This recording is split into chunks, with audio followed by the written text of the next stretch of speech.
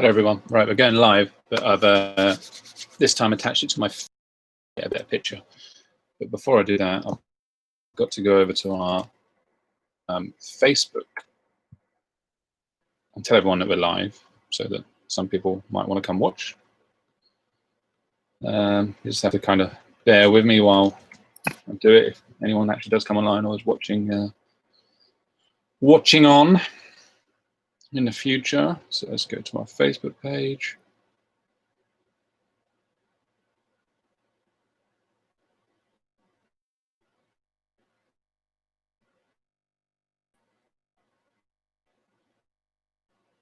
The picture looks. Here we go. Great.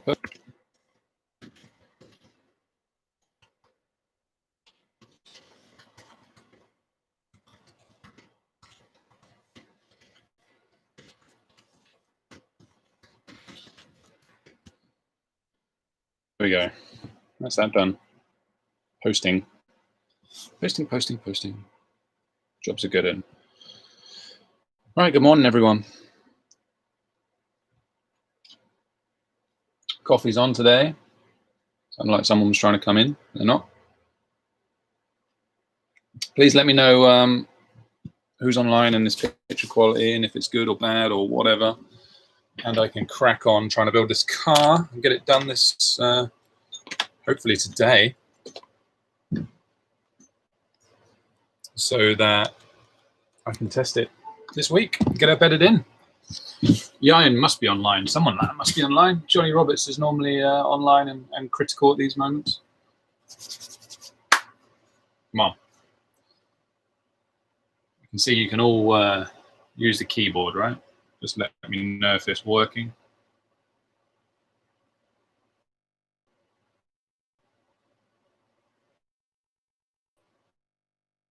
But I wanted to get it done.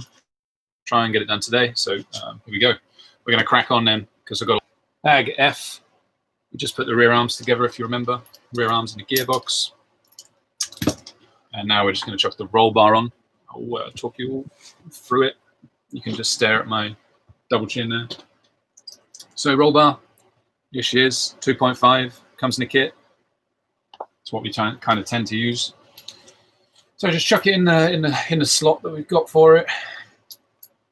And then we use our plastic mounts, which we should have put somewhere safe.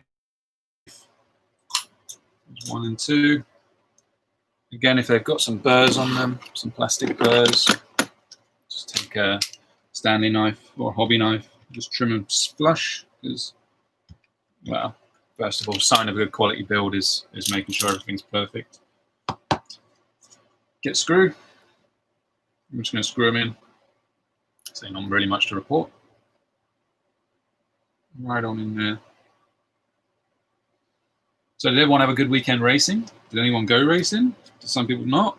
I was going to go racing, but unfortunately backed out due to the place I was going didn't have very high numbers, and it was a long way away. So I thought it's best to save that trip and do it when they get some more drivers there. So I was a little gutted. Wanted to get my racing fix, but this weekend we have Hearts Winter Round. I don't know what it is now, 5 or something, 4 or 5, to get on with. So I'll go down to that race, support our team, and obviously try and do well myself. You can have a nice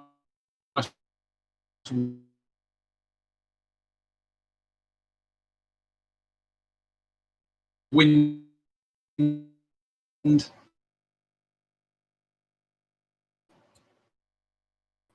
chilly wind coming up through there.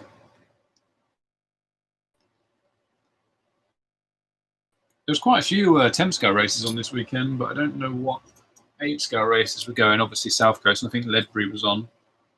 But there was quite Lorry Enhance was on, Hearts was on, Hastings was on. I'm sure there was quite a lot of stuff in the Midlands on as well. So yeah, it's coming up to winter. Everyone's getting the temp scales, even though they're not really going indoor. Easier to clean, I guess. Right, so with the roll bar, and it's just like the front. Take our set screw and we'll screw it in. We want the roll bar to move side to side, not forward and back, not flap around, just side to clamp and then back it off, just so you get that nice free movement side to side on the set. The other one you can do the same. You can go in and back it out. I'm just gonna, my kind of go-to. That's what we call choking up the roll bar. You can move it in further to get it to have a different effect with the roll bar. Stiffen up, loosen up.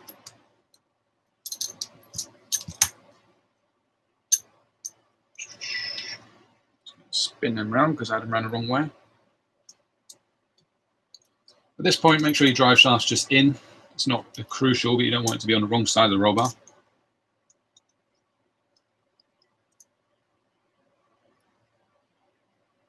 There we go, about a million from the end. You can all see. So I need to slide that as well, because it's the wrong way around.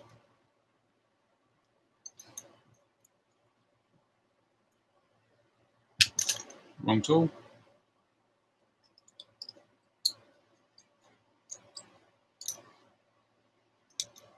And there we go.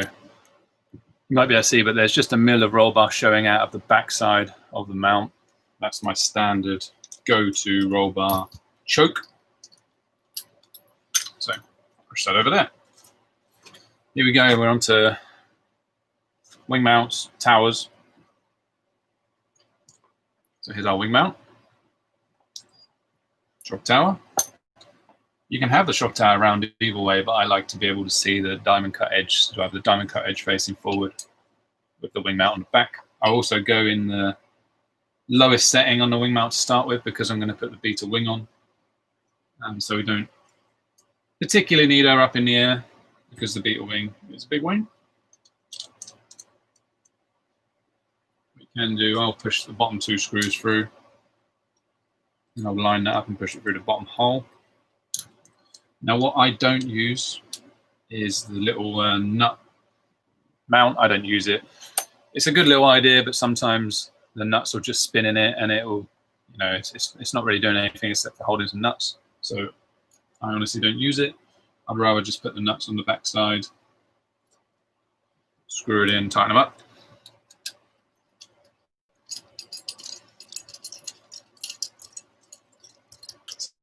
And by putting that other screw in there, it's held everything in place.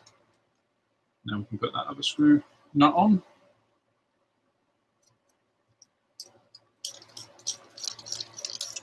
Who's online anyway? Someone say hey. Not very vocal guys this morning. Where's my good mornings?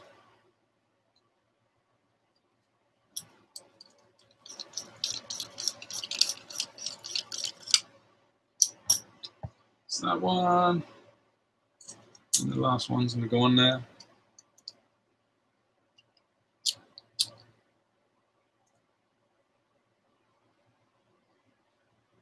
Morning, Derek. Yeah. Well, I'm in my shed and I have to put my heater on today because it is icy.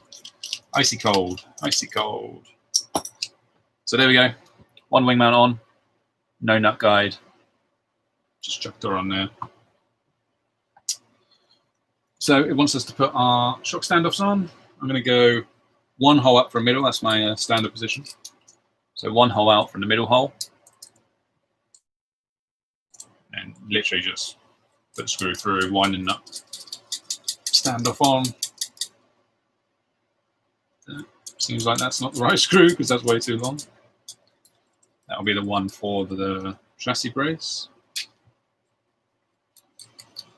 There we go. Morning, Mark, and morning, Ivan.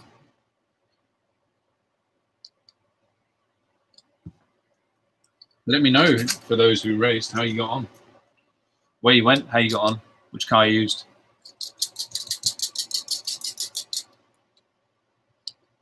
So that's me standoffs on there. Done. Now it goes down to putting it on the car, but first I want to put the body mount on because it would just be far easier off the car. So I'm gonna I'll tell you what, I will put the tower on first. I'll follow the manual, why not? So as we're following the manual, just line the tower up. This one will just slide on easy, you don't need to like push it on properly. And then we get our screws the correct length. So we'll just double check the length. So it wants this to be 14 mil.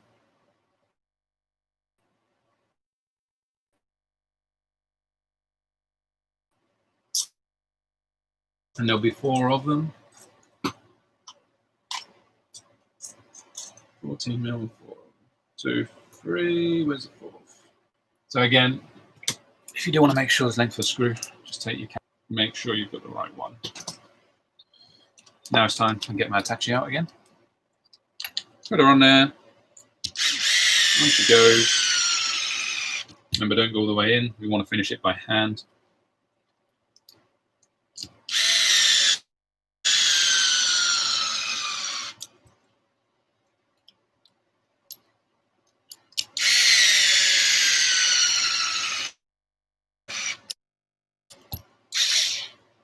Need some power.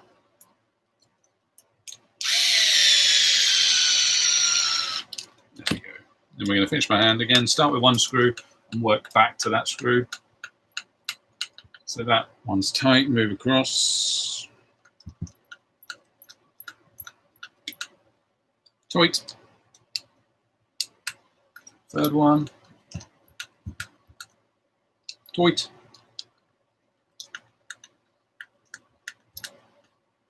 Tight, and then I go back to the start, and that one's still tight.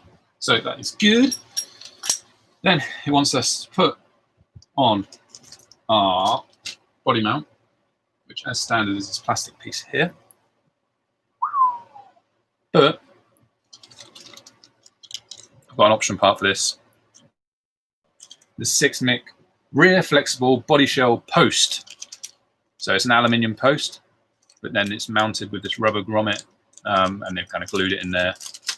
And it just allows for more flex, so you're not going to damage your body as much. See my face kind of thing. So you're not going to damage your body as much. And as you can see here, it's got a good amount of flex to it. So that's going straight on my car, straight in my basket. What I'm going to do though, I'm going to try and get it at a similar distance to the standard one. So I'll line them up because it's got a little slider on the alley post here. So I'll line it up. I've got to move it back. The slider back in the mount. There she is. So it's somewhat close to the distance. It's kind of good having it a little further in. It'll give the body a bit more strength because you know it'll be closer to the inside. It actually sits a bit lower than the Agama one. So when we mount the body the first time, we might have to just make sure that it fits good. I know a lot of people do use this and it is great. So it's going to be absolutely fine. Make sure the bottom screw's tight. We definitely don't want it falling out. And then we're going to use it to go through the shock tower. So we don't actually use the plastic mount in here in the gearbox for this one. It will go into the shock tower. So when we look at where it's mounted, it's going to be pretty close to where it should be. Because obviously a shock tower high is, the hole is further up. So the pinhole.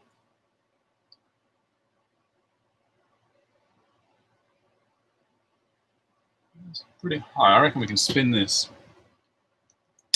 So what I'm going to do, because this where you mount through the tower is actually quite a bit high. It's the first time I mounted one of these for a long time, especially on this car. I'm going to spin it over. So you take your alley, you turn her over, so that when it's on there, it's in a lower position. And that should allow the height to be correct.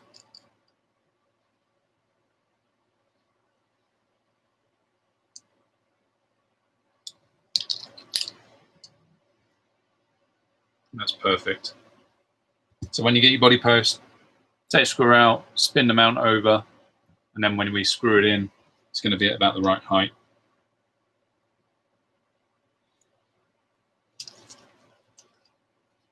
Get a nice little 6-link thing there. Ta-da! Back in the bin. What I'm going to do is I'm going to put a body clip through it because it comes with a little grommet that you put through your body shell. So that little grommet I'm just going to keep safe by clipping her on there. There we go. And then I'm probably going to need a different screw. This one might be okay actually. Yeah, that'll be okay. But make sure you use some good thread lock. We're not going to be wanting this falling off at any particular time. Again, stud lock is what I'm going to use for this particular job. Get some on, I've got an old wheel nut here I use, but you can have a 2p coin or similar. Put it on there. And then when you need it, you can just go to it and dab a screw on it.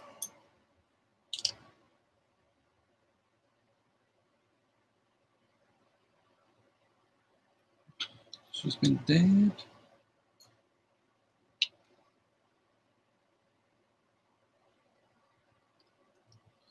So reading the comments. Went carpet racing this weekend at Apex Raceway in Nashville. That's a bit of a commute for me, mate. I don't think I'll be able to get there. We had a really good turnout. I ran the PR two-wheel drive and X-Ray full drive. How was the PR? It's kind of died a death.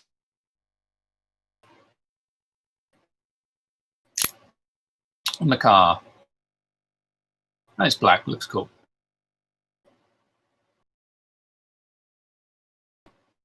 And wants us to put our chassis braces on. The front Ivan is not so critical. I haven't put one on the front. The rear one is much better because it does have the flex element to it, and the body normally flexes around at the rear more. So that's why I do that.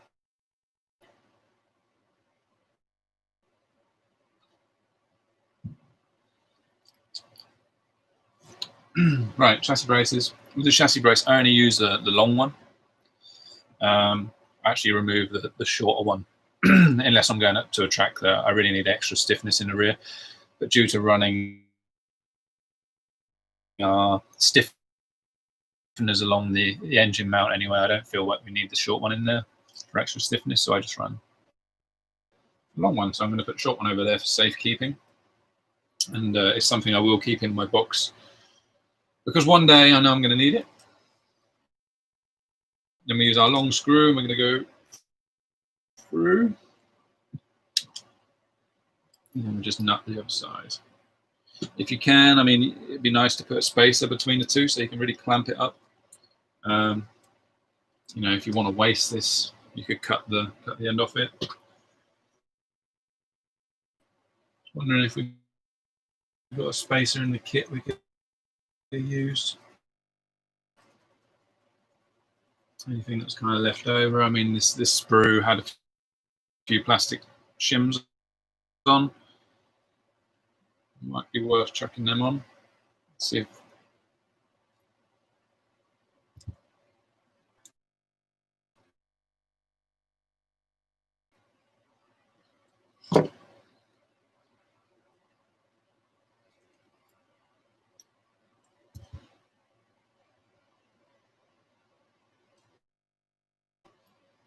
right, so if we use all of them, let's see if that works out before I drop them all on the floor.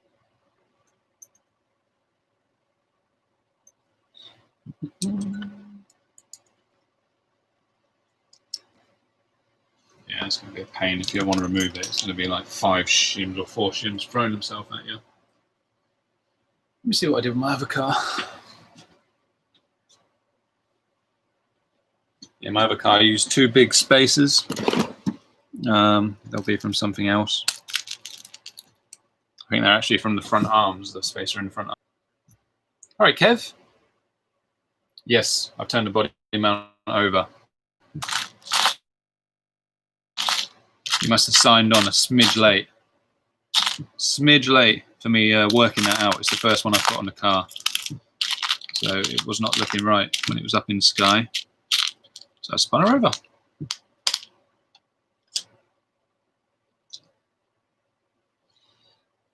No,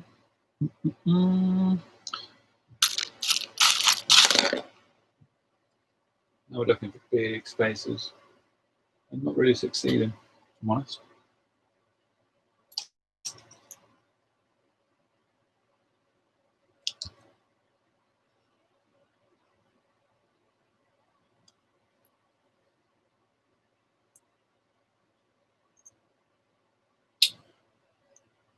Right, what I'm going to do.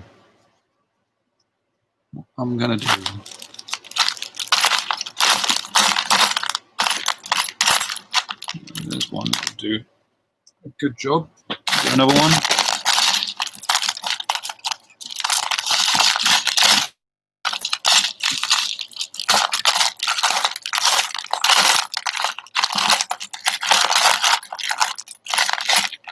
There it is, perfect. So the shoot bits again have come to fruition.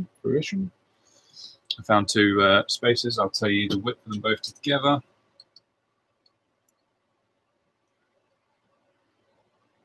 So 6.5 mil spacer. And that will slide in there perfect. I think 7 mil you'd be able to get in there. They're just two from the front arm. I don't know why I've got extras, but I'm glad I have. That didn't come in the kit, unfortunately. They were just in my parts tray of love. And then at the back side, you do have a runner for the nut. It will go in, so you don't need to hold it with pliers or anything, but I like to get it on first and push the nut back so it sits in the slot and then tighten her up.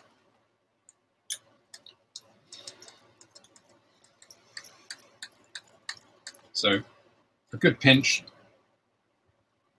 You don't want to like keep screwing it until you snap something, but it should be pretty stiff. All right, moving on. Next page. It wants us to make some more lovely camber links. Our favorite job.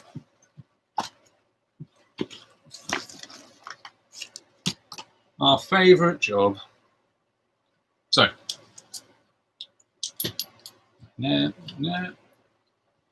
so we want them the same way around as the front. So we want it when you screw to the back of the car, it's going to go in, so give you more camber as such. Let's just work this out. Look at the thread. So the groove needs to be to the right hand side if you're looking at it from the back. Get some black grease like before. A little bit of black grease on the thread. And we're going to go and just start screwing in. Again, grab your turnbuckle wrench. That will make it easier to hold as you're screwing it in. You can do most of this one by hand, to be fair. They're going to go on the give her a spin. Not a nut wrench, but a wrench.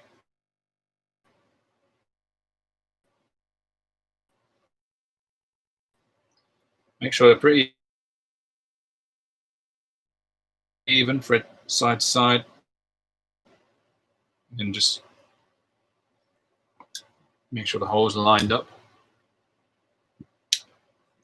Balls through using our special shop shaft pliers. One. Remember, look for the more open side of the plant.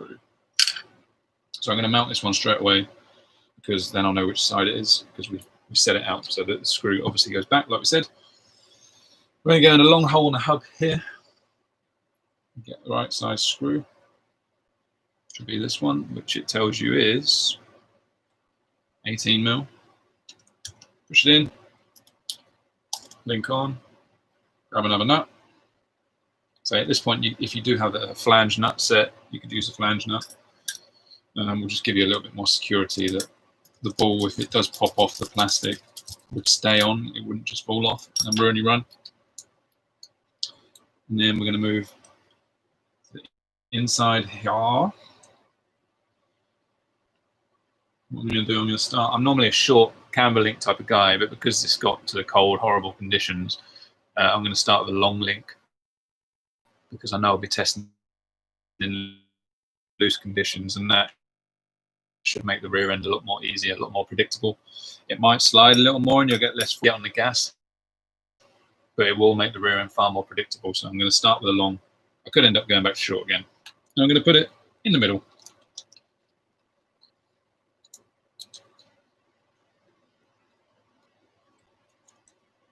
So normally if I was just building another car and I know the conditions I'm going to, I would set it up like my old car.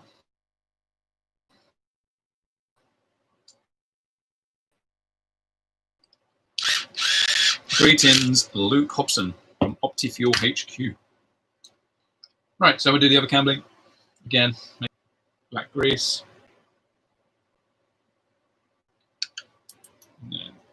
Screw on there.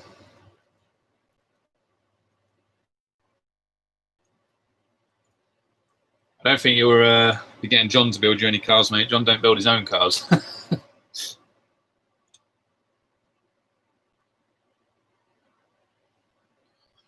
If you get a build done, it will either be done by myself or our man at the track, Phil Truman.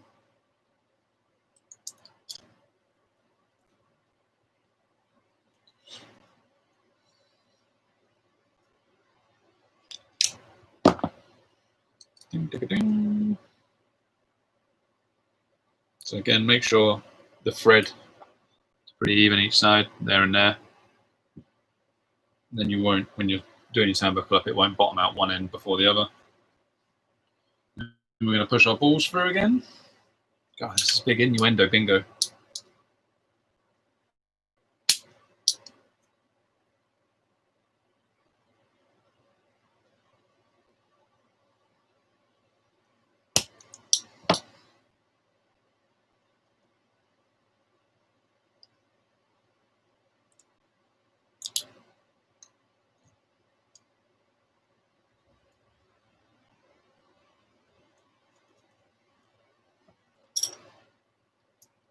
There we go, screwing her on.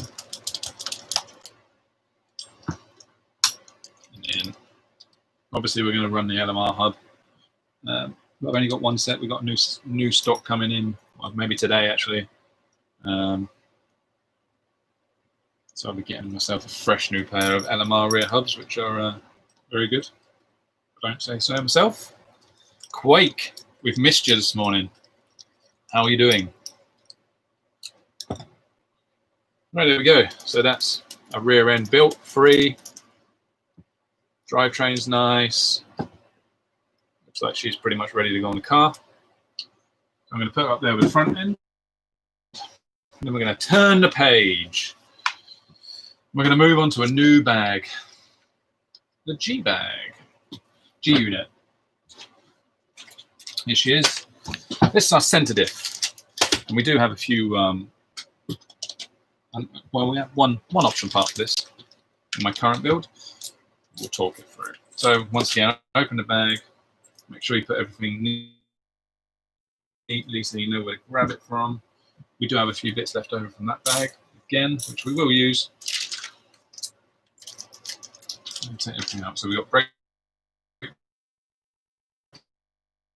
discs. We've got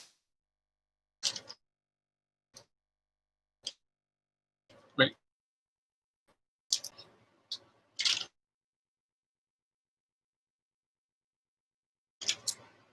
We've got some more fixings with set screw in there, so don't use set screws.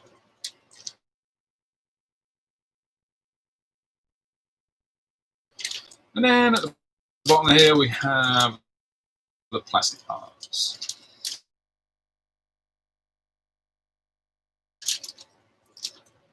Bosh. There's a round on this. That's what we. At the same time, you know, we're happy to be able to put a national. We've got good thread lock. The alley top's absolutely fine, of course. Round on this. It's what we've strived to do. This way, if you want, gone down, whatever. There we go.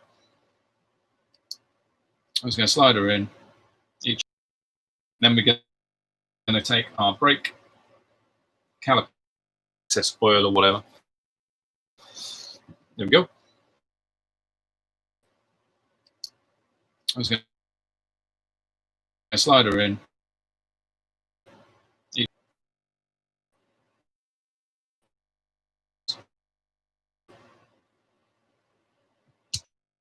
Push down, and then you'll have your calipers. Or the goes in the manual because it'll make life easier. So with the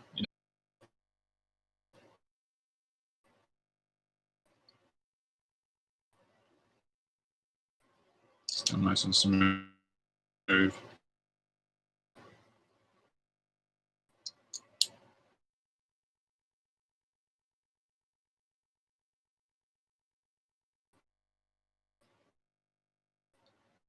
Your cut.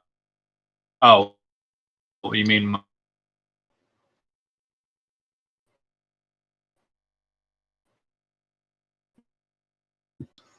So there's our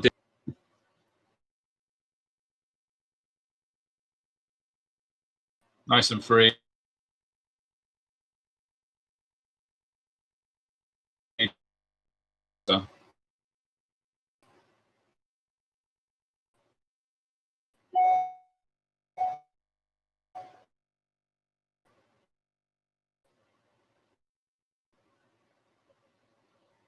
So then we can take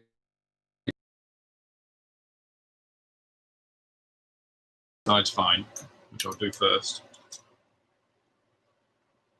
So set screw a little bit of thread lock because again we're not going to want this lever to. They're not touching. There's probably a mil or half mil gap. We can take our sets against the little plastic pin that's on the top because it will just snap it off. So make sure it doesn't go near that. Hold the lever. It should still move really nice and free. Is it all gone a bit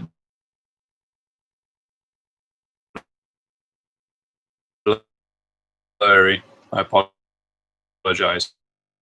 Hopefully you can.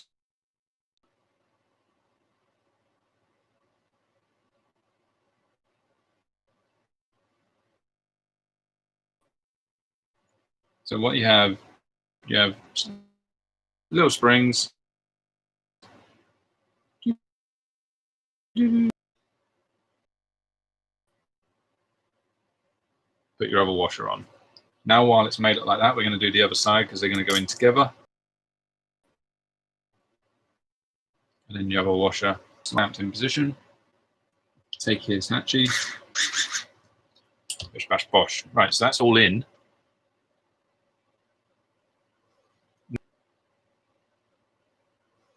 Now, how we set it, or how I set it, is again use your thumb just to push the pad in, and that will clamp everything together. And then take your 2 mil and just leave, I say, like a 1 mil gap. So 1 mil gap is just enough to release and get it to be nice and free when you're freewheeling, but it's close. Measure it with calipers.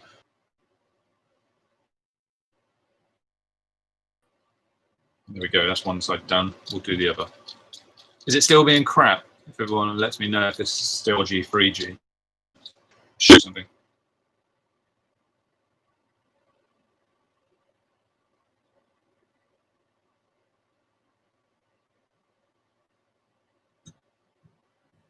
See if that works. Is that any better? Hopefully. See if that works. Is that any better? A bit. Good.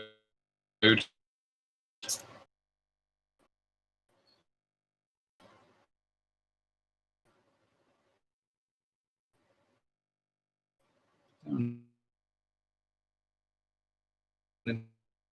the screw holes. Push it down so that it's all in opening is, push, closed.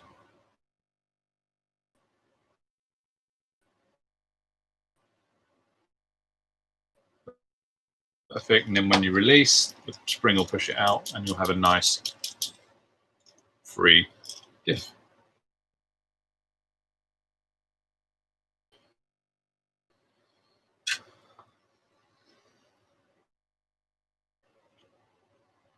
Free diff.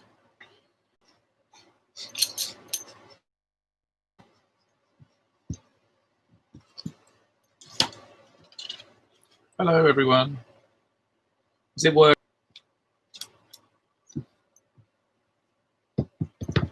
Let me know if it's close to the parts of the car now. Anyway, it's kind of just the radio train screwing it together. At least. So on to bag H. If anyone's still watching out there.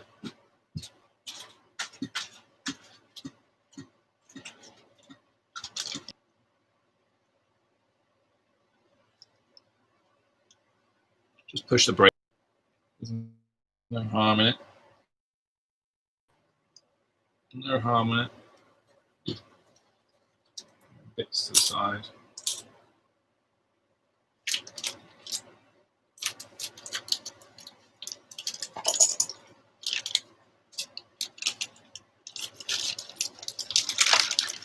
Bits.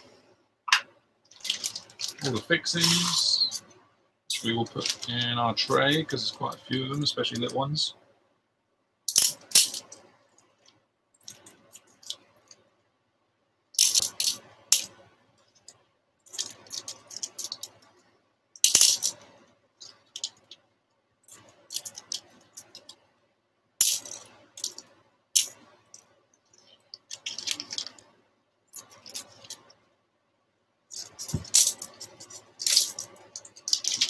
They're all in there.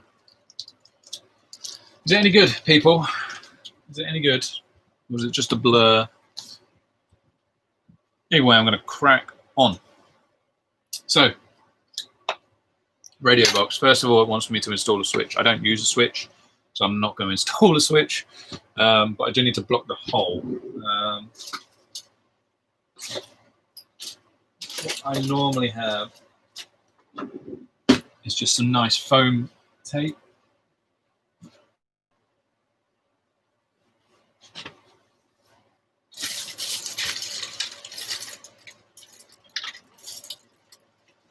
So it's a small block of foam tape. It's good that the connection is stable. We'll go with it, man. You know, it is what it is. We know the BB. My foam, first of all, I'm going to cut a piece to size to go on the inside, and it will fit in there just perfect.